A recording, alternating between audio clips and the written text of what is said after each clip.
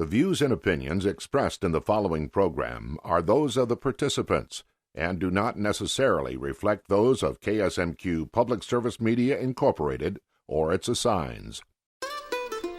On today's Farm Connections, we're looking after the well-being of farmers as we explore the issue of rural mental health. First, I sit down with a person who supports farm families in the area of mental health. Then we visit the border of Iowa and Minnesota for a tractor ride that uplifts those in need. We'll also meet our next FFA Student Leader of the Week. It's all right now on Farm Connections.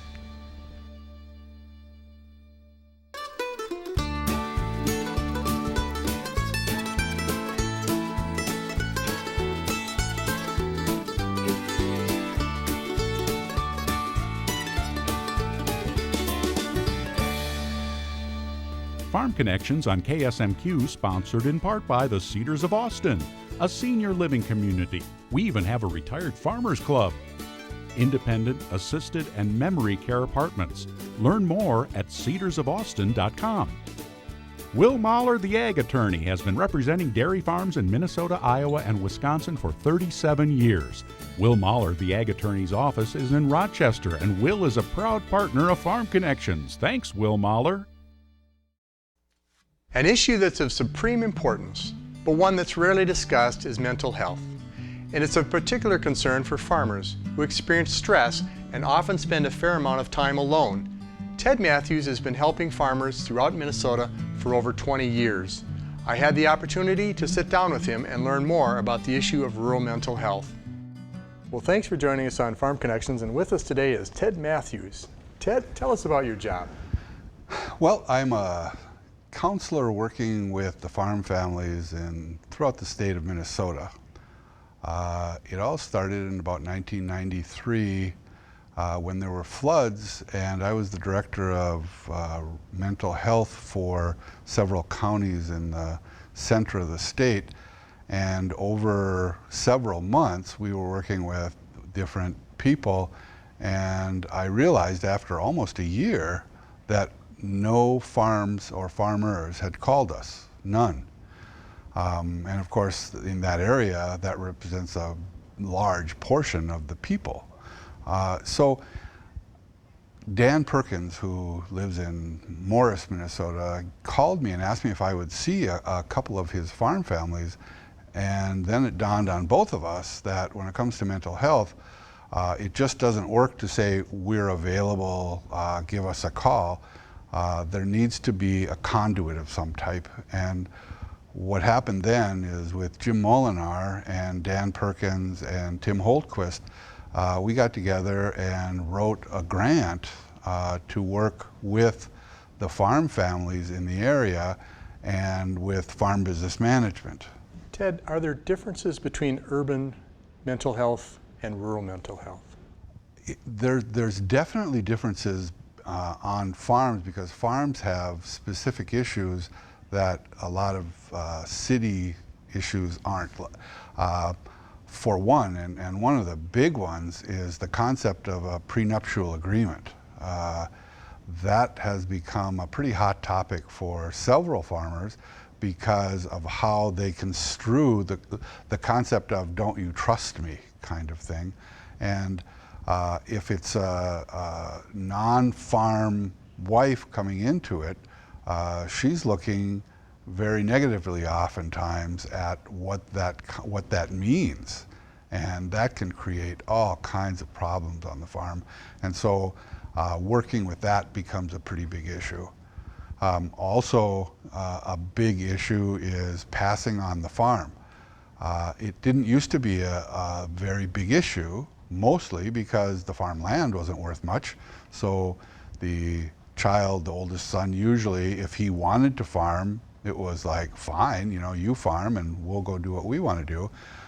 Now, if you own 1,000 or 2,000 acres and you want to farm, you've got siblings that are saying, well, wait a minute, it's $6,000, $7,000, $8,000 an acre. What about us, and what portion do we get? So there's all kinds of complicated things that go with that. Plus, mom and dad want to be fair, and it is almost impossible to divide the farm by 5 and keep the farm. So, and that's what everybody seems to want to do. They want to maintain the farm and divide it by 5. That's not possible, so we have to work through those kinds of issues, and those are some pretty large issues.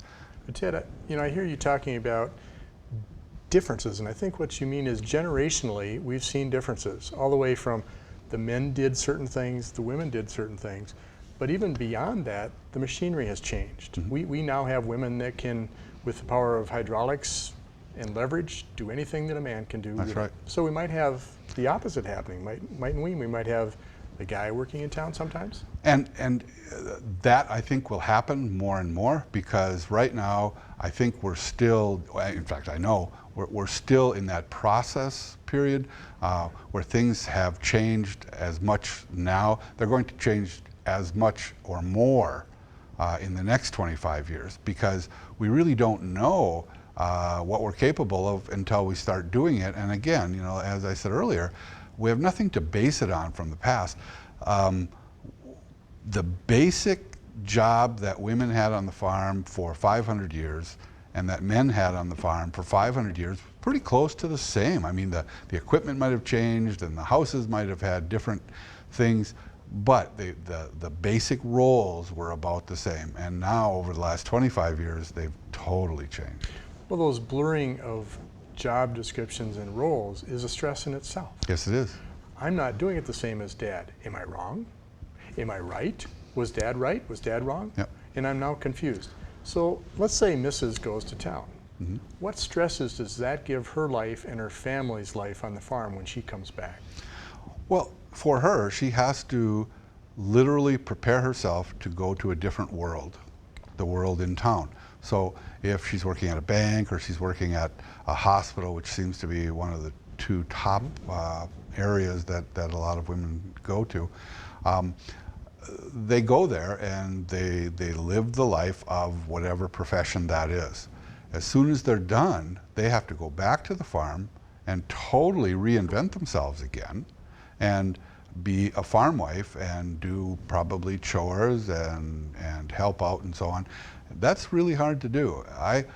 Personally speaking, I would rather work 14 hours a day on the farm than I would work 8 hours a day off the farm and come back and even work for an hour on the farm, because those adjustments are very, very difficult. And if you're not the one doing the adjusting, it's pretty hard to see how much you're having to change. So the conversations, oftentimes there's a lot of frustration and people not hearing and not understanding and identifying, well, I work 14 hours and you only work 9, so what's the big deal? And so there can be a lot of conflict there too. What would you say to the person that says, Ted, we know there's problems in urban families. Mm-hmm. We see it in the news. We don't think there's any problems in rural families. I would say I wish they were right. It's a huge issue in rural, and it's because they're different issues doesn't mean they're not as significant, and in a lot of ways they're actually more significant because it's a lot more difficult. For a long time, meth has been a problem, and as every farm family can tell you, they know somebody that has had a problem with meth, as an example. Now, everybody knows that if you're addicted to that and you have to go to treatment and so on, where do you go? They know all those things. But what about the families? The families are rural and they don't have programs for a lot of those things in the rural areas. So what do the families do? How do they learn how to cope with and do things to help their child through that and so on when there's no identification in their area with counseling? So that becomes a pretty major issue too. Ted, how does a family member, a friend, or a clergy member, or a community member identify that there's a problem? What are the symptoms? Symptomology is always an interesting thing, because we have to be careful of that, and that brings to mind suicide. The difference between somebody saying they're going to commit suicide and committing suicide is if a person says they're going to commit suicide and then they do, all the people around them say, why didn't I do something? They told me, or I thought this was happening. The problem is there are people around them all the time that are stressed and depressed and so on and suicidal, but never do anything to hurt themselves. So one of the things that I would urge people to understand is don't blame yourself for those kinds of things, because all the signs are always out there for a lot of people, and the important thing is when you identify those things, look at what can I do and not what can't I do. Far too many people look at, well, there's nothing I can do about this, and the fact is there's always something you can do. Whether the most you can do is identify to someone else, to your parents, or to the clergy, or to a therapist, or to your farm business management instructor, that is a lot more than nothing. Let's say somebody in the audience is all of a sudden saying, I identify with what Ted's saying. I see some symptoms. I see some challenges. What should their next steps be?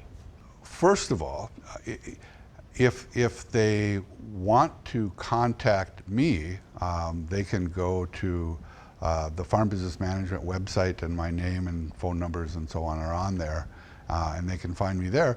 But if they want to do that on their own, then they need to start looking at some things like, are we having our meals together?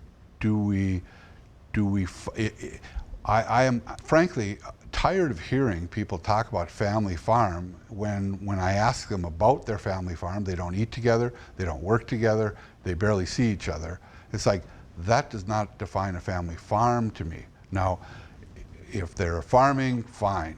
And if that's how they want to do their farming operation, they have every right. But a family farm means husband, wife, kids, all together working for one goal, and that's to make that farm stronger and to make the family stronger. So to do that, eating together, working together, playing together, going to church together, those old values, just because they're old doesn't make them bad. As a matter of fact, I think that's something that we definitely need to hold on to. Worthy and good advice. But looking back at what you said earlier about one of the spouses working in town, likely that was caused by needing health insurance. Yes. On the average farm, health costs now exceed what food costs on that farm. And it happened maybe about 10, 12 years ago that those two inverted. Yeah. So they need to do that. But I hear you saying you still can do that, but you need to work harder about structuring some time together as a family. Is that what you're saying? Yes, and people who don't need to do that, the husbands and the children and so on, need to see what sacrifice that she is making by working off the farm, or he is making off the farm. It is a very difficult thing for them to do, and then to get no credit for it, that's really overwhelming. Every one of us likes a pat on the back, every one of us. And if anybody deserves it, it's people who are working at jobs that they don't like so they can have insurance, so they can keep their family insured, and that is a tough thing to do. I love what I do. I am lucky. I wake up in the morning, I can't wait to go to work. If I hated my job, if when I went to work all I could think about was Friday, and I was sacrificing, and no one was saying, you know, I really see the sacrifice that you're making and I really appreciate it, that would make it a whole lot more difficult. And I have heard from people that you've worked with, one of the things we like about Ted, he understands agriculture, he understands farm families.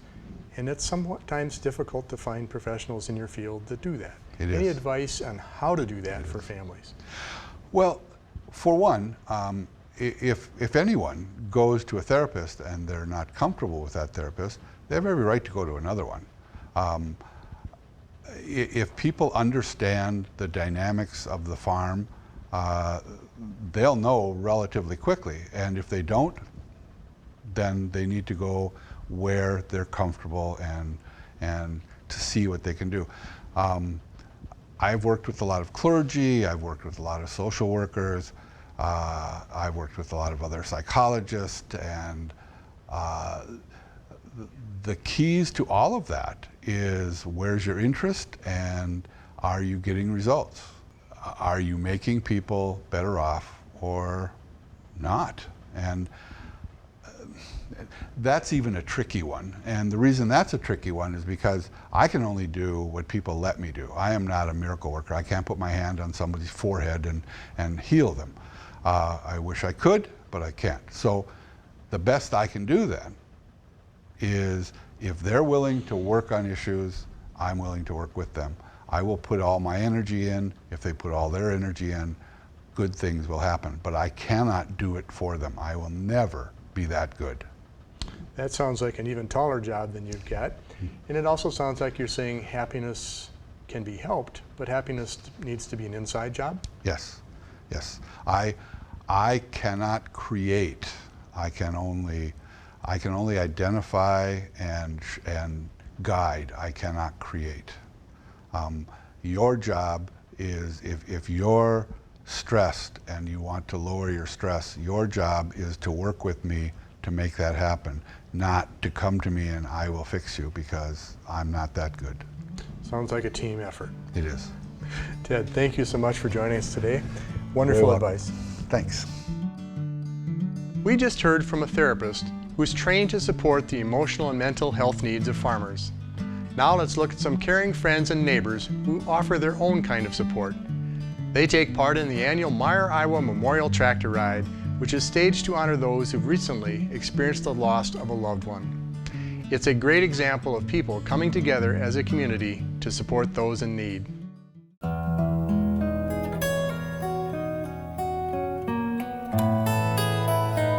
I think we sort of do it as a tribute to Bill, as a remembrance, the whole family getting together. It's emotional. I think family is the most important thing. You know, whatever it is, your family is always there for you. The more that you can do with them, the better.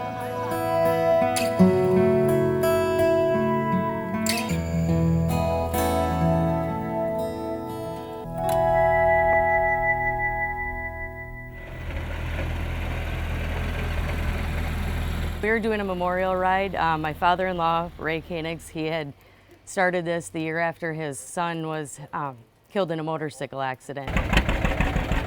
So the following year, Ray started this tractor ride. There was a couple other people in the community that had lost close ones too, so they decided to put this together. I'd like to welcome all of you for coming and bringing your tractors, and we hope you all have a good time.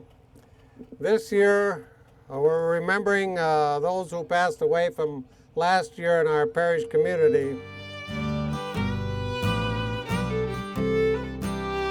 This is our fourth tractor ride we're having. We started out 4 years ago when we lost 9 members of our parish community here of Sacred Heart.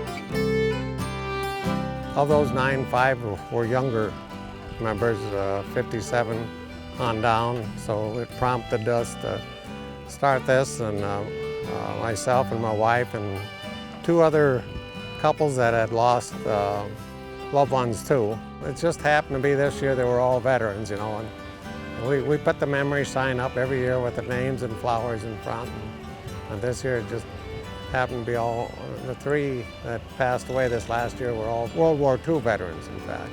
Well, let's just observe a moment of silence for these people.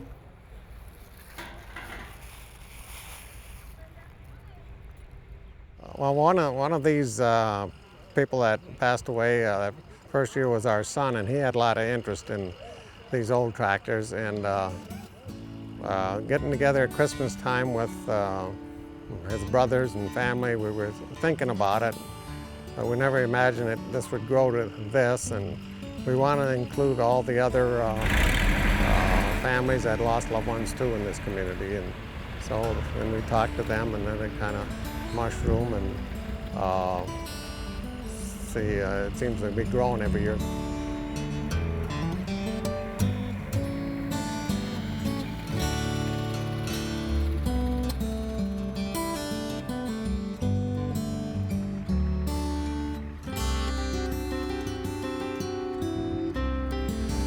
It's very overwhelming. It's amazing. What happened 4 years ago, it's not been forgotten.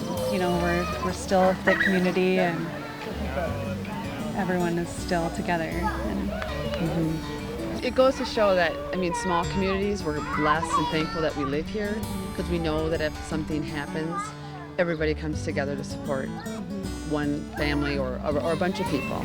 You know, that's what makes it so special to have something like this, because every community around comes and takes part in all of it. Last year we had 148 tractors, and it's about a 20-mile ride. It takes about 3 hours. We keep the speed down about 10 miles an hour. There's some tractors just barely go 10 miles an hour, some can go 30, but it's not a race, it's just a ride.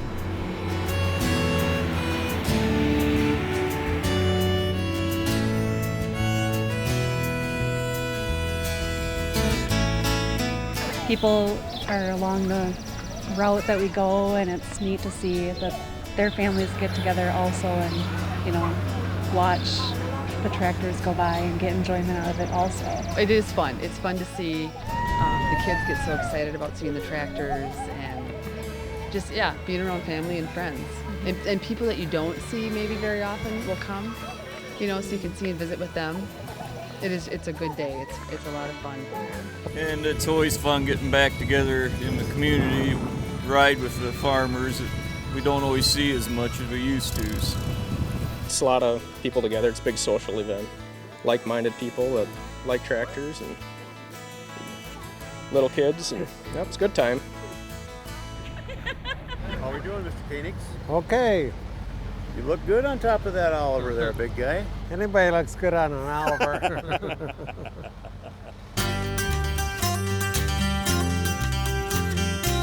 This is really growing these last years, where a lot of farmers are restoring their 30, 40, 50-year-old tractors, and it's always nice. This is kind of like a show. You can come and look over what everybody else is doing to their tractors. I guess Bill's favorite was Oliver. Our favorite was Red Ones, International, McCormick, and I guess we thought we'd get one that he liked.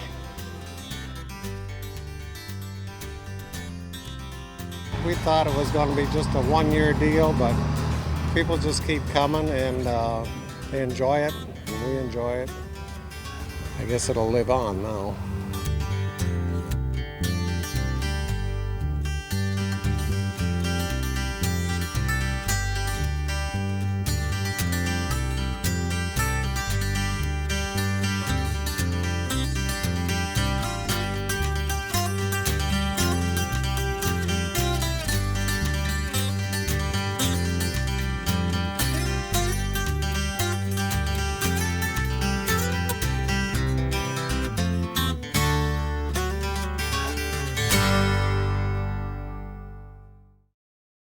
Wasn't that encouraging? Now let's meet a young person who's just beginning to enter life in agriculture, our FFA Student Leader of the Week.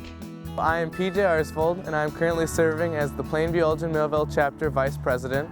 I am on our Agricultural Issues team, which this past year was the top team at state and will be competing in Indianapolis for National Convention. I have a team from our chapter that we will be talking about the silica sand debate in southeastern Minnesota. In the silica sand issue, there's a lot of debate whether or not we should be mining for it in southeastern Minnesota. It could produce a lot of jobs in the area, but at the same time there's a lot of health and people risks involved. I've been involved in FFA since my freshman year in high school. I got involved because I saw the benefits of FFA through my parents, and I felt like it would have been a good opportunity to improve my leadership skills in my life. Agriculture is important because it pretty much is everything we have. It's our food, it's everything we use, and it has a big impact on our economy.